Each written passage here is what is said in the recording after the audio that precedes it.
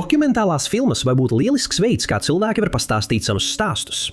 Dažreiz šie stāsti ir ikdienišķi, taču veids, kādā tie tiek pasniegti, var likt pat parastiem ikdienas cilvēkiem šķist neparastiem vai interesantiem. 10. vietā. 1975. gadā filmu veidotāji Alberts un Deivids Meizlī izlaida dokumentālo filmu, kas intīmi ieskatījās divu sieviešu dzīvēs, kuras sabiedrība bija gandrīz pilnībā aizmirsusi. Tā bija zināmā mērā pretrunīga jau tolaik, un tāda tā ir palikusi līdz pat šai dienai. Taču Grey Gardens ir arī ietekmējusi popkultūru tādā veidā, kādu neviens no tās varoņiem nekad nebūtu varējis paredzēt. Meizls brāļi pirmo reizi iepazinās ar Edītes Bīles un viņas meitas Mazās Edijas stāstu 1972. gadā. Māte un meita bija vienas no ietekmīgākajām Ņujorkas ģimenēm locekles. Vecākā Edīte bija Džona Bledžeka Buvjē māsa, Volstrītas biržas māklera un bijušās pirmās lēdijas Džekijas Kenedijas tēva. Mazās Edītes tēvs bija Filons Bīls, sportists un advokāts. Balstoties uz viņa ģimeņa dzīvi, abām sievietēm vajadzēja dzīvot ērtu dzīvi, kā daļai no Ņujorkas augstākās sabiedrības, taču tā tas nebija. Filons 1930. gados šķīrās no savas sievas un 1940. gados oficiāli izšķīrās no viņas. Edita pilnībā pārcēlās uz Grey Gardens, plašu savrupmāju un īpašumu Easthamptonā. Sākumā viņu atbalstīja tēvs, un viņai bija pieejams pilns personāls. Taču, kad viņš nomira, viņas mantojumu pārņēma ģimenes locekļi, kuri Ēditai un mazajai Ēdijai atvēlēja ļoti maz iztikai. Grey Gardens pamazām nonāca nolaistā stāvoklī. Mazā Ēdija atteicās no Brodvejas sapņiem un dzīves Manhattanā, lai pārceltos pie mātes un viņu atbalstītu, taču viņa varēja darīt maz, lai apturētu īpašuma pagrimumu. Dārze aizauga un pati māja sāka brukt. Kad Meizlu brāļi pirmo reizi tika iepazīstināti ar Bīlām, viņas cīnījās, lai viņu māju neatņemtu. Īpašuma stāvoklis bija kļuvis tik slikts, ka tas piesaistīja vietējo varas iestāžu uzmanību. Māju bija pārņēmušas blusas, un tajā dzīvoja kaķi un savvaļas dzīvnieki. Vietējās varas iestādes sāka virkni pārbaužu, kuras Ēdita sauca par reidiem un draudēja viņas izlikt no mājas. 1972. gada vasarā Ēdites māsas meitas iesaistījās, lai nodrošinātu līdzekļus, kas nepieciešami mājas nostiprināšanai un remontam. Tagad māja atbilda ciemata noteikumiem, taču tā joprojām nebija piemērota dzīvošanai. Tomēr Bīles turpināja tur dzīvot. Grey Gardens sākotnēji atbalstīja Lija Radzivila, taču projekts tika nolikts malā. Kad Meizlī atgriezās 1974. gadā, tas notika bez viņas atbalsta, taču Edīte un mazā Edīte šķita priecīgas viņas redzēt. Filmēšanas grupa gada laikā izveidoja attiecības ar Bīlām, uzņemot nelielus ieskatus viņa dzīvē. Filmā Pelēkie dārzi nebija ne fona mūzikas, ne stāstījuma, ne arī formālu interviju. Tā vietā abas sievietes sarunājās ar filmu veidotājiem un kameru, pavadot savas dienas atpūšoties augststāva balkonā vai klausoties mūziku kopīgajā guļamistabā. Viņas dalās stāstos par jaunības gadiem, kad vēl bija augstākās sabiedrības daļa un visa dzīve bija priekšā. Mazās Ēdijas stāsti ir īpaši skumji. Dokumentālās filmas laikā viņai bija ap 50, un bija skaidrs, ka viņa jūtas it kā būtu ziedojusi lielu daļu savas dzīves, lai atbalstītu māti.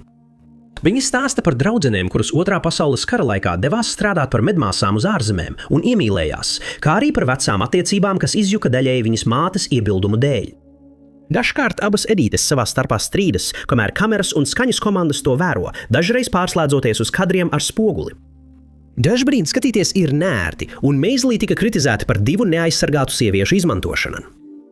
Taču viņa apgalvoja, ka Bīles nav garīgi slimas, bet vienkārši ekscentriskas un spēja sevi apliecināt, un šī dokumentālā filma deva viņām balsi. 9. numurs. Joe Simpsona un Simona Yeatsa stāsts ir ticis stāstīts daudzkārt kopš viņu šausminošā ceļojuma uz Peru Andiem 1985. gadā. 2003. gada dokumentālā filma par šo pārbaudījumu ir atkārtots stāstījums, kas skatītājus pietuvina notikumiem tik tuvu, cik vien iespējams, jo paši Simpsons un Yeats atkārtot izstāsta šo stāstu. Filma Pieskaroties tukšumam tika izdota 2003. gadā un ir balstīta uz Simpsona rakstītajām atmiņām, kurš šajā stāstā varētu tikt uzskatīts par galveno varoni. Gan Simpsons, gan Yeats bija pieredzējuši alpīnisti, kuriem bija ap 25 gadiem, kad devās ceļojumā uz Peru. Abi bija ambiciozi un sapņoja uzkāpt pēc iespējas vairāk kalnos. Viņu mērķis 1985. gada jūnijā bija uzkāpt Sjūsjūla Grande rietumu sienā. Tas bija maršruts, kuru iepriekš neviens nebija paveicis, lai gan daudz bija mēģinājuši. Dokumentālās filmas pirmā daļa stāsta par viņa ceļojumu augšup pa 6344 metrus augsto kalnu. Stāsts tiek atklāts ar dramatisku atveidojumu, kurā stāstījums nāk no intervijām ar Simpsonu, Džeitsu un Richardu Hawkingu, viņu kāpšanā nepiedalošo partneri, kurš gaida bāzes nometnē. Intervijas tiek sniegtas atsevišķi, katram vīrietim runājot kamerā un aprakstot domas, kas viņam gāja prātā šīs grūtības laikā. Pēc sarežģītas kāpšanas Simpsons un Džeits sasniedza kalna virsotni, un šo sasniegumu pa to pašu maršrutu kopš tā laika neviens vairs nav atkārtojis. Abi kāpēji savās intervijās apraksta atvieglojuma sajūtu, jo 80% kāpšanas negadījumu notiek kāpjot augšup, un viņiem tagad atlika tikai nokāpt lejā. Šoreiz viņi kāps lejā pa kalna ziemeļu nogāzi. Sākumā viss noritēja gludi, taču drīz pēc ceļojuma sākuma Simpsons paslīdēja un salauza kāju. Kāpējs sīki un sāpīgi apraksta, kas tieši notika un cik lielās sāpēs viņš bija. Simpsons nevarēja balstīties uz salauztās kājas, un viņiem vēl bija garš ceļš lejup no kalna. Simpsons gaidīja, ka Džeits viņu atstās un glābs pats sevi, bet Džeits vēlējās abus atvest atpakaļ dzīvus. Viņš nostiprināja virvi starp abiem un sāka grūto procesu, pakāpeniski nolaižot Simpsonu lejā no kalna. Ik pēc 150 pēdām Simpsonam vajadzēja cik vien iespējams nostāties kājās, lai atslogotu virvi, lai Džeits varētu pārbīdīt savu drošināšanas ierīci pāri mezglam. Viņi virzījās uz priekšu, līdz atkal notika nelaime. Džeits netīšām nolaida Simpsonu pāri klintsmalai. Vājā apgaismojumā, sniegam krītot, Džeits nevarēja saskatīt, kas nav kārtībā. Simpsons karājās 100 pēdu augstumā gaisā, pārāk tālu no klints, lai varētu pieturēties, un viņš nespēja uzkāpt atpakaļ pa virvi. Dokumentālā filma lieliski parāda, cik bezcerīga bija situācija abiem vīriešiem un kādas domas noveda pie lēmuma, kas Džeitsam bija jāpieņem. Kad kļuva skaidrs, ka Simpsons nevarēs uzkāpt atpakaļ pa virvi, Džeits pārgrieza virvi, lai pats nenokristu pāri klintī kopā ar viņu. Simpsons iekrita plaisā, kur bija tikai viena izeja, un tā bija doties vēl dziļāk lejā. Pat pēc tam, kad viņš izkļuva no šīs šaurās ledus plaisas, viņam vēl bija jāveic viss ceļš atpakaļ uz bāzes nometni. Tas bija ceļojums, ar kuru Džeits jau bija cīnījies būdams vesels, ticot, ka viņa kāpšanas partneris ir gājis bojā. Simpsons bez lielīšanās apraksta, kā viņš atgriezās bāzes nometnē. Domu gaitā, kas palīdzēja viņam saglabāt motivāciju turpināt, pat tad, kad šķita, ka cerību vairs nav. 8. vietā. Filma The Great Hack stāsta par Cambridge Analytica skandālu no 3 šajā strīdā iesaistīto cilvēku skatu punkta. Dokumentālā filma tika uzņemta laikā, kad šis stāsts tika atklāts laikrakstos visā pasaulē un sniedz skatītājiem unikālu ieskatu tajā, kā šie notikumi attīstījās 3 galveno varoņu dzīvēs. Cambridge Analytica bija apvienotajā karalistē bāzēts politiskās konsultēšanas uzņēmums. Tas lielījās, ka tam ir tūkstošiem datu punktu par katru ASV vēlētāju, kas galvenokārt iegūti analizējot viņa tiešsaistes miedarbību tādās vietnēs kā Facebook. Viņi bija izveidojuši profilus katram no šiem lietotājiem un varēja rādīt šiem lietotājiem mērķētas reklāmas toreiz gaidāmajām ASV vēlēšanām. Šie bija rīki, kurus Cambridge Analytica mātes uzņēmums SCL Group bija izmantojis arī citās valstīs. SCL grupa bija uzsākusi psiholoģiskās operācijas, PSYOP kampaņas, lai panāktu, ka cilvēki balso noteiktā veidā vai vispār nebalso, ja viņus nevarēja pārliecināt balsot tā, kā to vēlējās uzņēmuma klienti. 2015. gada decembrī žurnālisti sāka atklāt informāciju, ka Cambridge Analytica nelikumīgi ieguva datus, lai tos izmantotu politiskajās kampaņās ASV. Lai gan lielākā daļa mediju uzmanības tika pievērsta Facebook, kur uzņēmums bija ieguvis lielāko daļu datu, šis stāsts bija plašāks par vienkāršu noplūdi Facebook platformā. Žurnāliste Karola Kadvala-Dara turpināja izmeklēt šo stāstu, īpaši Cambridge Analytica iesaisti Leave.eu kampaņā Brexit vēlēšanās. Kadvala-Daras izmeklēšana un intervija veido dokumentālās filmas mugurkaulu. Dokumentālajā filmā viņa spēja izskaidrot, ka tas bija kas vairāk nekā tikai nopludināti dati un kļūst skaidra vēlēšanu manipulācija visā pasaulē. Tajā pašā laikā dokumentālā filma stāsta Davida Carrolla, ASV universitātes profesora stāstu. Carrolls bija uzzinājis par Cambridge Analytica apgalvojumiem par datu punktiem par ASV vēlētājiem, kas ietvertu arī viņu pašu. 2016. gadā viņš sāka kampaņu pret šo uzņēmumu, lai noskaidrotu, kāda tieši informācija uzņēmumam Cambridge Analytica ir par viņu. Tās viņu aizveda sarežģītā ceļojumā cauri apvienotās karalistes tiesu sistēmai, kam dokumentālā filma rūpīgi seko līdzi. Tā bija grūta cīņa, kas ilga vairākus gadus. Pirms Carrolls varēja uzzināt, kādus datus uzņēmums bija ieguvis, Cambridge Analytica pārtrauca savu darbību. Tagad vairs nebija uzņēmuma, kuru apvienotās karalistes tiesas varētu piespiest atklāt patiesību. Trešais galvenais intervējamais dokumentālajā filmā nāca no stāsta otras puses. Britānija Kaisere bija uzņēmuma Cambridge Analytica biznesa attīstības direktore un bija Kadvaladras izmeklēšanas objekts. Kaisere pirmo reizi redzama pie baseina Taizemē, kur viņu atrada filmas veidotāji. Tajā laikā viņi izlēma, vai atklāt informāciju par notiekošo Cambridge Analytica. Skandāls jau pieauga un arvien vairāk informācijas tika publiskota, taču tajā laikā uzņēmuma iesaiste Brexit kampaņā vēl nebija apstiprināta. Dokumentālā filma rāda, kā viņa pieņem šo lēmumu, lai gan nav minēts, ka lēmums tika pieņemts tikai pēc tam, kad Kadvaladera laikraksts publicēja rakstu par viņas iesaisti nomelnošanas kampaņā 2015. gada Nigērijas vēlēšanās. 7. vietā. Vernona, Florida ir savdabīga dokumentālā filma, kurai daudzi cilvēki 45 gadu laikā kopš tās iznākšanas ir piešķīruši dažādas nozīmes. Dokumentālās filmas aizkulises ir tikpat dīvainas kā pati filma. Vernona ir maza pilsēta Floridas ziemeļrietumu daļā ar apmēram 885 iedzīvotājiem, laikā, kad tika izdota dokumentālā filma. Tā bija ieguvusi zināmu nacionālu uzmanību, pateicoties šausminošai statistikai, kas pilsētai deva iesauku Stumbeņu pilsēta. 2/3 no visiem apdrošināšanas prasījumiem par locekļu zaudēšanu Amerikas Savienotajās valstīs 50. un 60. gados nāca no šīs vienas mazās pilsētas. Apdrošināšanas izmeklētāji bija pārliecināti, ka notiek kāda veida krāpšana. Daudzi no šiem prasījumiem virspusēji šķita pamatoti, taču nedaudz papētot atklājās aizdomīgas detaļas, kas raisītu jautājumus pat tad, ja no šīs pilsētas nenāktu tik liels prasījumu skaits. Taču nekad nebija pietiekami daudz pierādījumu, lai pārliecinātu zvērinātos, ka kāds konkrēts gadījums ir krāpniecisks. Daudziem bija neiedomājami, ka kāds apzināti varētu sev amputēt locekli tikai naudas dēļ. Tieši šis stāsts piesaistīja filmu režisoru Erolu Morisu šai pilsētai. Viņš vēlējās uzņemt dokumentālo filmu par amputētajiem cilvēkiem, kuri tagad centās turpināt savu dzīvi bez rokas vai kājas, kā arī par to dīvaino vidi, kurā viņi dzīvoja. Vernonā noteikti bija kaut kas tāds, kas lika cilvēkiem ķerties pie tik radikāliem pasākumiem. 2 reizes viņš ieradās Vernonā, lai uzņemtu šo dokumentālo filmu. 2. reizē viņš dzīvoja Vernonā veselu gadu, taču sastapās ar naidīgumu un viņam graudēja tie, par kuriem viņš veidoja filmu. Tā vietā, lai veidotu dokumentālo filmu par Nub City, Moris izvēlējās citu pieeju un radīja kaut ko pilnīgi atšķirīgu. Vernona, Florida atšķiras no lielākās daļas citu dokumentālo filmu. Tajā ir intervijas ar dažiem iedzīvotājiem, kuri runā tieši kamerā. Viņiem ir atļauts runāt par jebko, ko viņi vēlas, bez jebkādiem pārtraukumiem vai jautājumiem no filmēšanas grupas puses. Viens vīrietis stāsta par savvaļas dzīvniekiem, kurus viņš ir noķēris un turējis kā mājdzīvniekus, tostarp jenotu un bruņurupuci. Cits stāsta par savvaļas tītara medībām, kurās viņš ir piedalījies, izskaidrojot, kā viņš ir ieguvis dažādos trofejus, kas ir izliktas apskatei. Kāds pāris stāsta par braucienu uz Nevadu un smilšu savākšanu no vietas, kur tika veikts pirmais atomieroča izmēģinājums. Viņi to glabā burkā un uzskata, ka tas aug. Lai gan daudzi skatītāji ir izsmējuši filmas varoņus un viņa nedaudz ekscentriskos paradumus, pašā šajā dokumentālajā filmā nav nekā izsmejoša.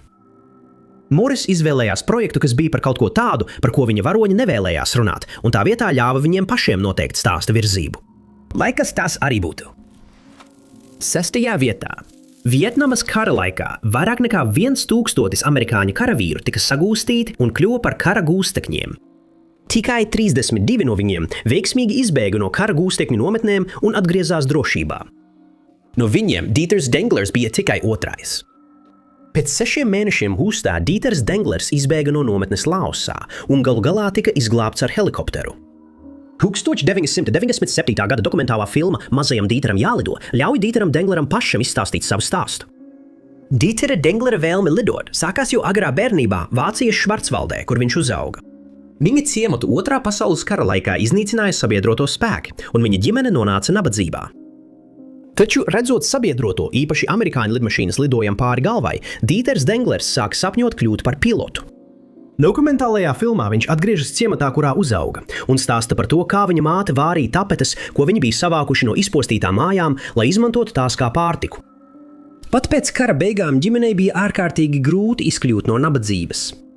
Denglers strādāja par mācekli pie varmācīga kalēja, taču viņš nekad neatteicās no sava sapņa. 1956. gadā, tikai 18 gadu vecumā, viņš ar autostopu devās uz Hamburgu un ar kuģi aizbrauca uz Ņujorku. 1957. gadā viņš iestājās ASV gaisa spēkos. Tomēr Dinglers ASV gaisa spēkos nevarēja piepildīt savu vēlmi lidot. Viņš nokārtoja aviācijas kadeta pārbaudījumu, taču tikai augstskolu absolventi varēja kļūt par pilotiem. Tomēr viņš nepadodās un iestājās koledžā, lai iegūtu grādu aeronautikā. Beidzot, viņš pievienojās ASV jūras spēku aviācijas kadetu apmācības programmai un beidzot piepildīja savu sapni. Šajā laikā ASV jau bija iesaistījušās Vietnamas karā. 1965. gadā viņa eskadrīle pievienojās lidmašīnu bāzes kuģim USS Ranger un devās uz Vietnamu. Tikai dažus mēnešus pēc ierašanās Vietnamā Danglera lidmašīna tika notriekta virs Laosas džungļiem. Negaisa mākoņi un dūmi no degošajiem laukiem radīja sliktu redzamību, un viņš pazaudēja pārējos pilotus no redzesloka. Pēc 2,5 stundām lidojuma ienaidnieka teritorijā Danglera lidmašīna tika notriekta. Viņa drīz sagūstīja Pathet Lao karavīri un paņēma gūstā. Dokumentālajā filmā Danglers tiek aizvests atpakaļ uz Laosu, lai palīdzētu viņam aprakstīt pārdzīvoto. Vietējie iedzīvotāji tiek iesaistīti, lai palīdzētu atveidot notikumus, lai gan parasti tas nozīmē tikai to, ka viņi stāv ap Dangleri, kamēr viņš stāsta savu stāstu. Pēc Danglera teiktā, daudz vīrieši, kas redzami filmā, bija nobijušies, un viņam nācās viņus pārliecināt, ka viss ir kārtībā un ka tā ir tikai filma. Dokumentālās filmas laikā Danglers apraksta šausminošus pārdzīvojumus, tostarp spīdzināšanu un badu. Taču nevienā brīdī viņš nekļūst satraukts vai izsists no līdzsvara. Stāsts parasti tiek izstāstīts ar aizrautību vai vienkāršu lietišķu toni, kas gandrīz liek tam izklausīties pēc veca vīra, kurš mazbērniem pastāsta kara stāstus. Tomēr tas nepadara šos stāstus mazāk satraucošus, īpaši, kad viņš apraksta halucinācijas, ko piedzīvoja bada un sāpju dēļ. Danglers un pārējie gūstekņi nometnē pie Partskunga izstrādāja bēgšanas plānu. Tas bija riskants plāns, kas ietvēra sarbu ieroču iegūšanu, un tas nenoritēja tieši tā, kā viņi bija cerējuši, taču tā bija viņu vienīgā cerība izdzīvot. Diemžēl lielākā daļa no tiem, kas piedalījās plānā, neizdzīvoja. Izbēgšanas mēģinājumā izdzīvoja tikai Danglers un vēl 2 citi, lai gan pārējos 2 vēlāk atkal sagūstīja. Kad Danglers izbēg no ieslodzījuma nometnes, kļūst skaidrs, ka dokumentālās filmas nosaukums nav tikai par viņa bērnības vēlmi. Vienīgais veids, kā izkļūt no džungļiem, ir ar helikopteru. Pēc vairākiem mēģinājumiem dot signālu glābšanai, Dangleru beidzot atrada 1966. gada 20. jūlijā, 23 dienas pēc viņa izbēgšanas. Sākumā apkalpe nespēja noticēt, ka viņš ir amerikāņu karagūsteknis, jo kopš viņa sagūstīšanas bija pagājis tik ilgs laiks, taču viņam izdevās viņus pārliecināt. Numur 5. Baumas par cilvēkiem vai radībām, kas dzīvo tuneļos zem Ņujorkas, pastāv gandrīz tikpat ilgi, cik paši tuneļi. Šie stāsti ir vēstījuši par visu, sākot no vienkāršiem bezpajumtniekiem līdz bīstamiem noziedzniekiem un pat patiesi pārdabiskām būtnēm. 90. gadu un 2000. gadu sākumā aizraušanās ar to, kas vai kas varētu dzīvot tuneļos zem Ņujorkas, noveda pie vairāku grāmatu un dokumentālo filmu sērijas par tā sauktajiem kurmju cilvēkiem. Bija pārbaudāms, ka cilvēki dzīvoja metro tuneļos, taču stāsti, kas tika stāstīti par šiem cilvēkiem, nebija gluži patiesi. Dokumentālā filma Voices in the Tunnel in Search of the Mole People bija viena no tām, kas centās noskaidrot, cik daudz no šiem stāstiem ir patiesi. 2008. gada dokumentālā filma ir iedvesmota no rakstnieces Jenniferas Totas grāmatas. 1993. gadā Tota publicēja grāmatu Kurmja cilvēki – dzīve tuneļos zem Ņujorkas pilsētas. Pēc Totas teiktā viņa vairāk kārt devās uz tuneļiem, tostarp Freedom Tunnel, kur, kā viņa apgalvoja, bija redzējusi veselu sabiedrību ar cilvēkiem, kuri reti vai vispār nekad neiznāca virszemē. Tur bija skolotāji, ievēlēti mēri un pat bērni, kas bija dzimuši zem zemes. Cilvēki pārsvarā izdzīvoja ar to, ko vien spēja atrast, un tikai daži devās virszemē, lai meklētu resursus. Totas grāmata kļuva par vienu no slavenākajiem darbiem par šo tēmu, lai gan drīz vien cilvēki sāka apšaubīt viņas stāstus. Totas grāmatā bija iekļautas daudzas intervijas ar pašiem tuneļu iemītniekiem, un vismaz daļa no šiem stāstiem ir pilnībā izdomāti. Taču metro eksperti arī norādījuši, ka tuneļu izkārtojums ir neiespējams, tādējādi liekot apšaubīt Totas stāstīto par to, ko viņa patiesībā redzējusi. Neskatoties uz strīdiem, nebija šaubu, ka tuneļos patiešām dzīvoja cilvēki, lai gan netik lielā skaitā, kā to apgalvoja Tota. Filma Balsis tuneļos seko filmu veidotājiem Vikam Davidam, Kenijam Čerijam un Erikam Oberholceram, kuri dodas tuneļos meklējot patiesību. Tajā ir intervijas ar Totu, kur viņi skaidro, kas sākotnēji piesaistīja viņas uzmanību šai tēmai, kā arī ar cilvēkiem, kuri patiešām dzīvoja tuneļos. Dažos gadījumos ir grūti noticēt stāstiem, ko stāsta intervētie bezpajumtnieki. Iespējams, daži no intervētajiem vīriešiem iepriekš ir atņēmuši dzīvību, bet tikpat labi iespējams, ka viņi vienkārši lielās ar noziegumiem, kurus nekad nav izdarījuši. Dokumentālā filma ir kritizēta par iespējamu tās temata izmantošanu sautīgos nolūkos. Atšķirībā no citām dokumentālajām filmām par cilvēkiem, kas dzīvo Ņujorkas tuneļos, filmas Balsis tuneļos veidotājiem nebija nekādas saiknes ar turienes bezpajumtnieku kopienu, un nav skaidrs, vai kāds no filmā redzamajiem cilvēkiem jebkad guva kādu labumu no šīs dokumentālās filmas. 4. vieta. No pirmā acu uzmetiena Debesu vārti ir dokumentālā filma par mājdzīvnieku kapiem. Tā ir vienkārši iecer, par kuru pat citi tā laika filmu veidotāji domāja, ka ar to nepietiks filmetrāžas filmai. Taču 85 minūšu garā dokumentālā filma spēja piesaistīt gan plašākas sabiedrības, gan kinokritiķu uzmanību, un tā joprojām tiek ieteikta kā skatāma dokumentālā filma vairāk nekā 45 gadus pēc tās izveides. Debesu vārti ir Errola Morisa pirmā dokumentālā filma, un tā lauza visus tolaik industrijā ierastos paņēmienus. Tā nav novērojoša dokumentālā filma, kas bija populāra 1978. gadā, kad šī lente tika izlaista, bet ļauj pašiem varoņiem vadīt stāstu. Katrs kadrs ir rūpīgi izveidots, taču aiz kameras nav jūtama liela kontrole pār sarunu virzību. Debesu vārtī sākas sekojot Floyda McClura, mājdzīvnieku kapsētas īpašnieka stāstam. Viņš skaidro, kā vienmēr ir rūpējies par dzīvniekiem un kā bērnībā palīdzējis draugam ātri apglabāt suni, pirms to aizveduši atkritumu savācēji. Kad McClurs zaudēja savu suni, viņš atrada zemes gabalu, kas viņaprāt bija piemērots, un atvēlēja vienu akru tieši apbedīšanai. Laikam ejot, arī citi nāca pie viņa ar cerību apbedīt savus mājdzīvniekus ar cieņu. Bet pēc McClura teiktā, viņam sirdslieta bija svarīgāka par naudu, kas nozīmēja, ka brīdī, kad tika veidota dokumentālā filma, viņa mājdzīvnieku kapsēta jau bija pārtraukusi darbību. Morris sākotnēji sastapās ar savas filmas tematu, lasot avīzes rakstu. Simtiem mājdzīvnieku tika apglabāti kapsētā un tagad tika pārabedīti Napa ielā, pēc tam, kad McClura uzņēmums tika slēgts. Filmas otrajā pusē ir intervijas ar Harbertu ģimeni, kuri bija Bubbling Well Pet Memorial Park īpašnieki. Ģimeni veido vecāki, kuri uzsāka šo biznesu, un 2 pieauguši dēli, kuriem katram ir savs unikāls skatījums uz biznesu un dzīvi kopumā. Dans, vienu no dēliem, īpaši šķiet daudz vairāk ieinteresēts spēlēt mūziku ielā, nekā iesaistīties ģimenes biznesā.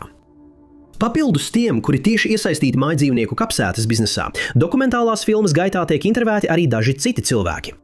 Viena no šīm personām ir Florence Rasmussena, gados veca kundze, kura dzīvoja mājā ar skatu uz McClura kapsētu. Viņas intervijas sākas ar sarunu par mājdzīvniekiem un dzīvniekiem, taču tā novirzās uz dažādiem stāstiem par viņas dzīvi, kas šķiet pilnīgi nesaistīti ar mājdzīvnieku kapsētas biznesu. Viņa stāsta par mazdēlu, kuru audzināja, par automašīnām, ko viņam nopirka, un par viņa neveiksmīgo laulību. Viņa bieži pati sev iebilst, taču viņas garā un nemontētā intervija padarīja viņu par dokumentālās filmas zvaigzni.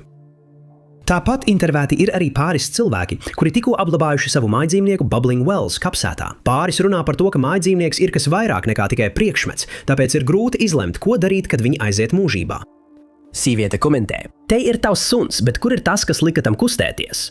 Tam taču bija jābūt kaut kam, vai ne?" Daudziem skatītājiem Debesu vārti ir par daudz ko vairāk nekā tikai mājdzīvnieku kapsētām. Tas aizskar filozofiskus jautājumus par dzīvi un to, ko nozīmē mīlēt un zaudēt. Neatkarīgi no tā, vai tas ir ģimenes loceklis vai mājdzīvnieks. 3. vietā. 2025. gadā Netflix izlaida pretrunīgi vērtētu dokumentālo seriālu, kas ātri kļuva par vienu no skatītākajiem raidījumiem platformā tajā laikā.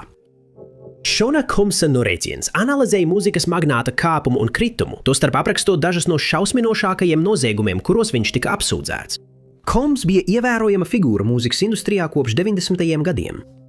Saskaņā ar daudzu viņa apsūdzētāju teikto, viņa kontrolējošā un vardarbīgā uzvedība bija klātesoša visu šo laiku. Pieaugot apsūdzību skaitam pret viņu, viņa mājās tika veiktas kratīšanas no iekšzemes drošības dienesta puses, un viņš tika arestēts par vairākām apsūdzībām. Pēc ilgstošas tiesas prāvas viņš 2025. gada maijā tika atzīts par vainīgu 2 no mazāk smagajām apsūdzībām, par kurām viņš tika tiesāts, un viņam tika piespriests 15 mēnešu cietumsods. Saskaņā ar Netflix dokumentālo filmu tas bija tikai aizberga redzamā daļa. Filmas The Reckoning izpildu producents bija Curtis Jacksons, labāk pazīstams kā reperis 50 Cent. Jacksonam jau ilgu laiku bija konflikts ar Combs, taču pēc repera teiktā viņš vēlējās veidot dokumentālo filmu, lai dotu balsi upuriem.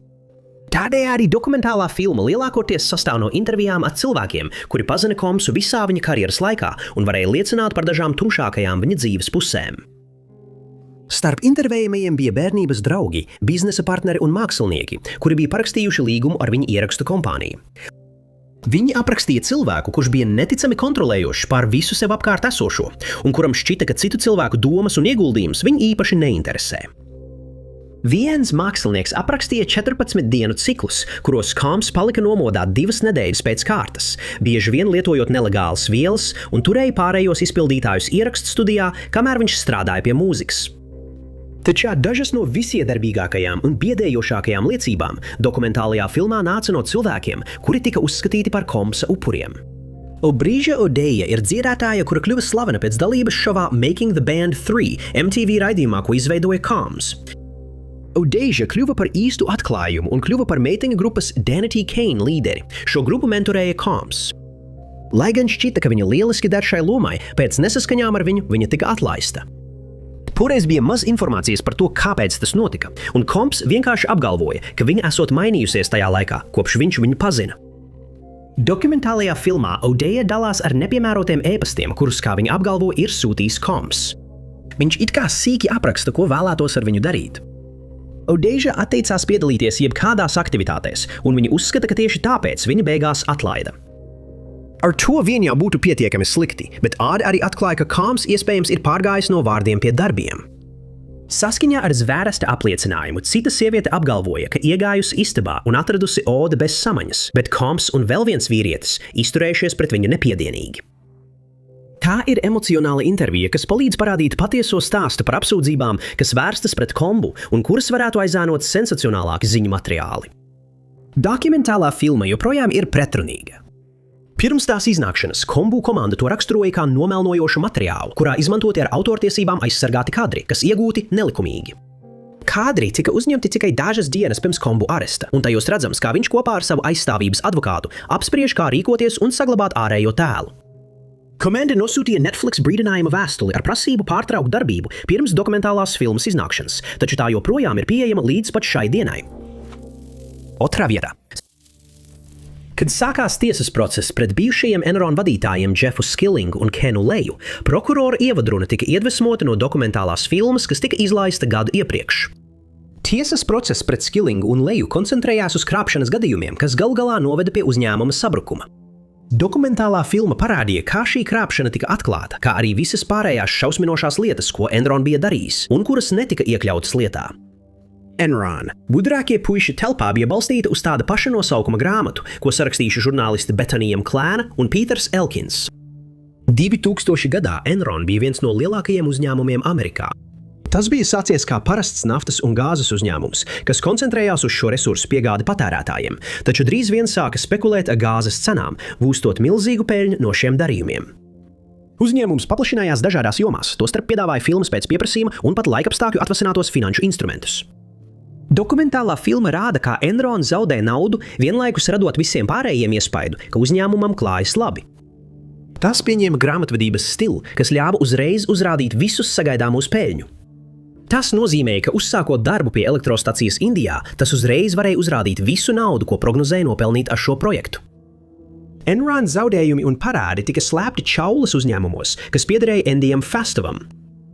Fastova uzņēmumi iegādājās vāji ienesīgus aktīvus, kas nozīmēja, ka tie neparādījās uzņēmuma grāmatvedībā. Šie bija noziedzīgie finanšu darījumi, kas noveda pie tā, ka Enron vadība nonāca Kongresa komitejas priekšā.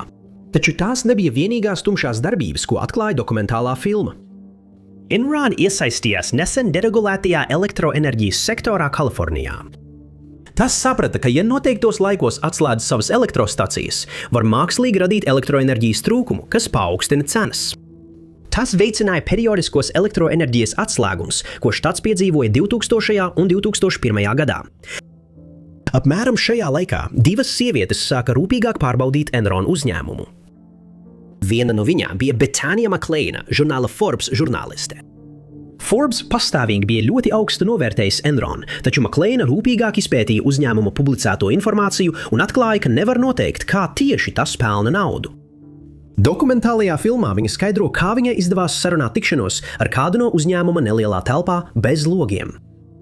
Viņa apgalvoja, ka viņai visu izskaidro, taču skaitļi joprojām nesakrita.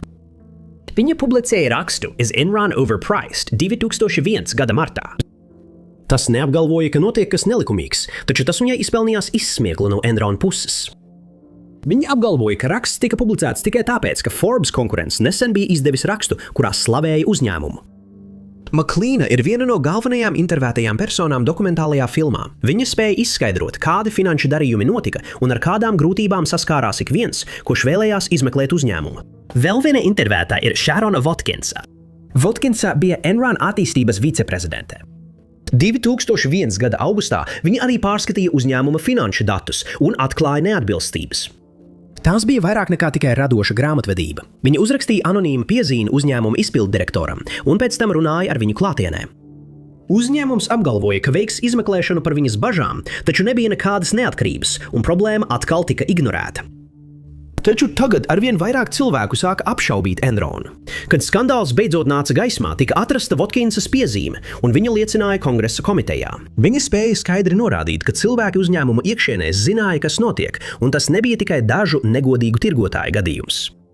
2002. gadā viņa tika nosaukta par vienu no žurnāla Time gada cilvēkiem, kā viena no 3 trauksmes cēlājiem. Skillings un Lace abi tika atzīti par vainīgiem vairākos krāpšanas gadījumos.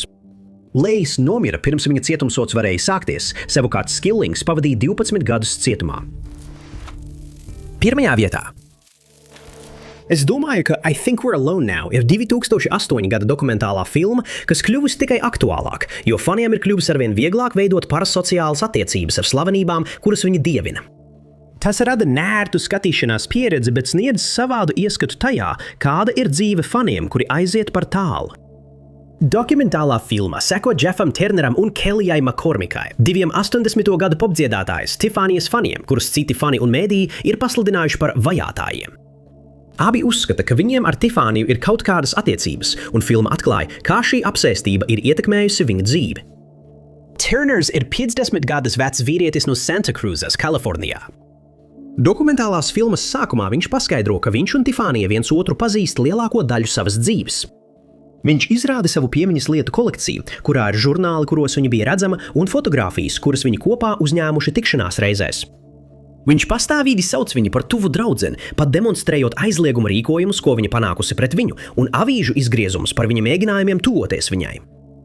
Tas ietvēra arī gadījumu, kad viņš viņai tuvojās ar zobenu. Turnera apsēstība viņu ir atstājusi izolētā stāvoklī, dzīvojot mājā, kas pilna ar atkritumiem, kā arī ar piemiņas lietām no pagātnes. Viņam tomēr ir daži draugi, kuri tika intervēti dokumentālajai filmai. Viņi norāda, ka Turners dzīvo ar autismu, kas ir veicinājis viņa apsēstību un izolāciju. McCormicks ir otrā persona, kas tiek iepazīstināta dokumentālajā filmā. Viņa ir no Denveras, Kolorādo, un viņas apsēstība ar Tiffanyju sākās pusauģu gados. Viņa piedzīvoja velosipēda avāriju, pēc kuras kādu laiku atradās komā, un šajā laikā McCormicks sapņoja par sievieti, kas viņu aizveda drošībā. Kad viņa pamodās, viņai iepazīstināja ar Tiffanyjas mūziku, un viņa atpazina viņu kā sievieti no saviem sapņiem. McCormicks uzskata, ka viņas liktenis ir būt kopā ar Tiffanyju. Vienā neērtā un skumjā brīdī dokumentālajā filmā viņa apspriež Tiffanyjas attiecības ar viņas vīru. McCormicks uzskata, ka šis vīrietis ir nozadzis viņas identitāti un dzīvi un melo Tiffanyjai. Ir skaidrs, ka garīgās veselības problēmas ir faktors gan Turneras, gan McCormickas gadījumā. Dažbrīd dokumentālā filma var šķist, ka izmanto to savā labā, īpaši noslēguma daļā. Turnere un McCormicka pirmo reizi satiekas, lai apmeklētu Tiffanyjas koncertu Lasvegasā. Viņi redzami dejo un ir sajūsmināti par viņu. Neviens no viņas mūzikas skaņdarbiem nav iekļauts dokumentālajā filmā, un koncertu pavada klusa un skumja fona mūzika. Koncertam beidzoties, Turners un McCormicks satiekas ar savu elgu tikšanās un sveiciena pasākumā. Tiek redzēti tikai īsi Tiffanyjas kadri, taču ir skaidrs, ka viņa jūtas nērti šajā miedarbībā. Diemžēl tas nešķiet palīdzējis ne Turneram, ne McCormickam, un abi pamet pasākuma vietu ar sajūtu, ka viņiem ir bijusi īsta un unikāla saikne ar mākslinieci. Dokumentālā filma tiek dēvēta par nenosodošu skatījumu uz garīgās veselības traucējumiem, un tā ļauj Turneram un McCormickam pašiem izstāstīt savus stāstus bez pārtraukumiem vai pretrunām. Liels paldies jums visiem par skatīšanos! Ja jums patika šis video, noteikti nospiediet patīk pogu. Tāpat neaizmirstiet abonēt un nospiest zvaniņu, lai vienmēr būtu informēti par visiem mūsu turpmākajiem video. Mans vārds ir Top 5 Unknowns, un tiksimies nākamajā reizē.